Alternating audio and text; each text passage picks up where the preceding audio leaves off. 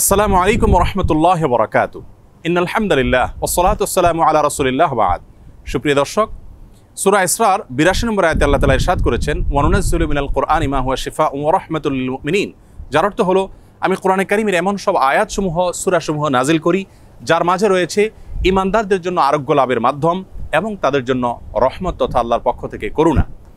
আয়াতের ব্যাখ্যা মুফাসসিরদের অনেকেই বলেছেন, এখানে আল্লাহ রাব্বুল আলামিন আত্মিক রোগসমূহ থেকে আরোগ্য লাভের মাধ্যমের কথা বুঝিয়েছেন, অর্থাৎ কোরআনের প্রেসক্রিপশনকে অনুসরণ করার মাধ্যমে মানুষ প্রকৃত মানুষে পরিণত হয়, মানবীয় গুণাবলী অর্জন করে মানুষ আল্লাহ রাব্বুল আলামিনের প্রিয় পাত্রে পরিণত হয়।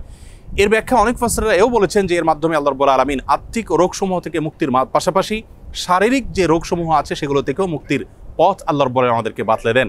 সেগুলোকে আবিষ্কার করে খুঁজে বের করে যথাযথভাবে আমল করার মাধ্যমে উপকৃত হওয়াটাই হলো আমাদের জন্য মূল বিষয়। আজ আমরা কোরআনে কারীমের এমন একটি সূরা আপনাদের সঙ্গে শেয়ার করতে চাই যে সূরার অপর নামই হলো সূরাতুশ শিফা বা আরোগ্য লাভের সূরা। আর সেই সূরা হলো আমাদের সকলেরই অতি পরিচিত সূরাতুল ফাতিহা।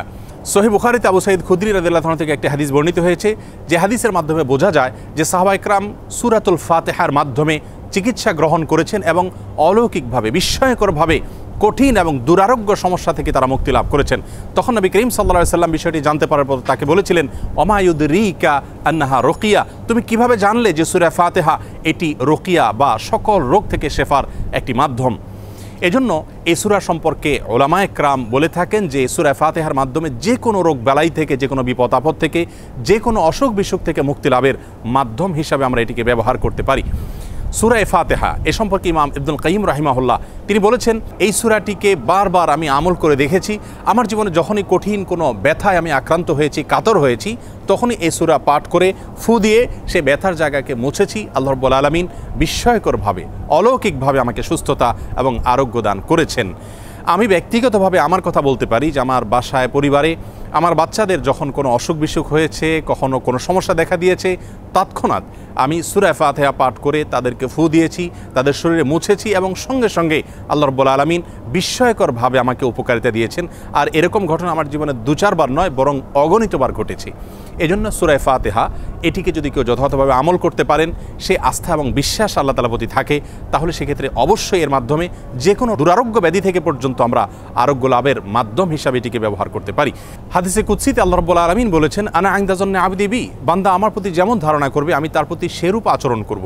অতএব পরিপূর্ণ আস্থার সাথে, বিশ্বাসের সাথে যদি কেউ যে কোনো অসুখ বিসুখ থেকে, যে কোনো ব্যাধি থেকে মুক্তি লাভের জন্য সূরা ফাতিহাকে পাঠ করেন, সেটি পাঠ করে কোনো পানিতে, তেল ইত্যাদিতে ফু দিয়ে সেটি যদি ব্যবহার করেন, প্রয়োগ করেন, অথবা শরীরের কোনো জায়গায় অসুখ দেখা দিলে এটি পাঠ করে যদি ফু দেন সেই জায়গায় বা মোছেন, ইনশাআল্লাহ বিইذনিল্লাহ আল্লাহ তাআলা তাকে ওই রোগ থেকে মুক্তি নসিব করবেন।